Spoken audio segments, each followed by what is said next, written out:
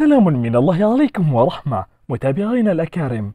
في فقرة طبية جديدة نتحدث فيها عن السعال التحسسي أو ما يسمى بالخناق. الخناق هو أحد الأمراض التي تصيب المجرى التنفسي العلوي الذي يسبب صعوبة في التنفس ويتميز بصوت عال يشبه النباح. الأعراض: سعال نباحي بصوت عال يتفاقم أكثر بسبب البكاء والسعال. الحمى، بحة الصوت، التنفس بصوت عال أو صعوبة في التنفس. متى تزور الطبيب؟ إذا كانت الأعراض حادة أو تزداد سوءا أو تستمر لفترة أطول من 3 إلى 5 أيام. إذا كان التنفس بصوت مرتفع وعالي النبرة وعند الشهيق والزفير. صدور أصوات تنفس عالية النبرة، سيلان اللعاب أو مشكلة في البلع. عندما يبدو المريض قلقا ومنزعجا ومتململا أو يشعر بإرهاق شديد وخمول. عندما يتنفس بمعدل أسرع من المعتاد. تحول لون المنطقة المحيطة بأنفه أو داخل فمه أو أظافر أصابعه إلى اللون الأزرق أو الرمادي. الأسباب: عدوى فيروسية، وغالبا ما يكون فيروس نظير للإنفلونزا.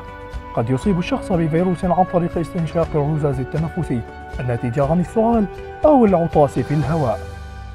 عوامل الخطر: يزداد احتمال إصابة الأطفال الذين تتراوح أعمارهم بين 6 أشهر و3 سنوات بالخناق، وبسبب صغر المجاري الهوائية لدى الأطفال تزداد احتمالات إصابتهم بأعراض أكثر عند الإصابة بالخناق، ونادرا ما يصيب الخناق الأطفال الأكبر سنا من 6 سنوات.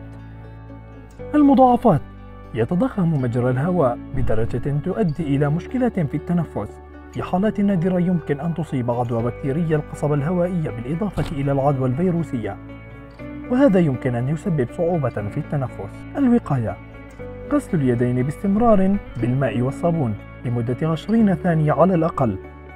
عدم الاختلاط بأشخاص مصابين. تشجيع الأشخاص المصابين على السعال والعطاس في مرافقهم. نظف الأسطح المعرضة للمس بكثرة. احرص على أن يتلقى طفلك اللقاحات بانتظام. وإلى هنا انتهينا من هذه الفقرة الطبية، ودمتم في رعاية الله. لا تنسوا أن تضعوا لنا لايكا واشتراكا في القناة كي نستمر بنشر المزيد إن شاء الله.